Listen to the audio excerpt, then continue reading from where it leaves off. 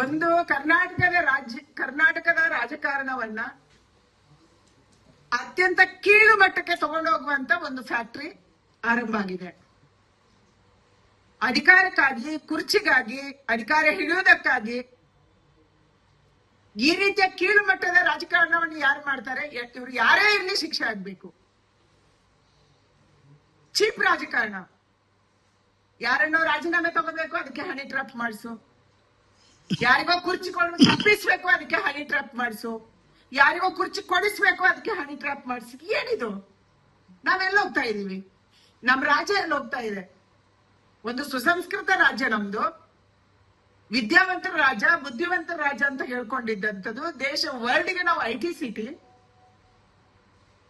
ಇಂಥ ಹೆಸರಿರುವಂತ ಒಂದು ರಾಜ್ಯಕ್ಕೆ ಕಪ್ಪು ಮಸಿಯನ್ನ ಬಳಿಯುವಂತ ರಾಜಕಾರಣಿಗಳು ಹುಟ್ಕೊಂಡಿದ್ದಾರೆ. ಅವ್ರು ಯಾವ ಪಾರ್ಟಿ ನಂಗೆ ಗೊತ್ತಿಲ್ಲ, ಯಾರು ಮಾಡಿದ್ದಾರೆ ಗೊತ್ತಿಲ್ಲ.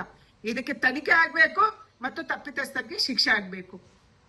ನಮ್ಮ ರಾಜಕಾರಣವನ್ನ ಈ ಕೆಳಮಟ್ಟಕ್ಕೆ ತಗೊಂಡೋಗೋದನ್ನ ನಾವು ಯಾವುದೇ ಕಾರಣಕ್ಕೆ ಒಪ್ಪೋದಿಲ್ಲ. ಅದಕ್ಕಾಗಿ ಹನಿ ಟ್ರ್ಯಾಪ್ ಚರ್ಚೆ ಆಗಿದೆ. ರಾಜಣ್ಣ ಅವರು ಸ್ವತಃ ಒಪ್ಕೊಂಡಿದ್ದಾರೆ, ನನ್ನ ಮೇಲೇನೆ ಈ ಪ್ರಯತ್ನ ಆಗಿತ್ತು ಅಂತ ಅವ್ರು ಹೇಳಿದ್ದಾರೆ. ಅದಕ್ಕಾಗಿ ಇದರ ತನಿಖೆ ಆಗ್ಬೇಕು ಮತ್ತು ಸತ್ಯಾಂಶ ಏನು ಅನ್ನುವಂಥದ್ದು ಹೊರಬರಬೇಕು. ಇದು ನನ್ನ ಆಗ್ರಹ ಇದೆ.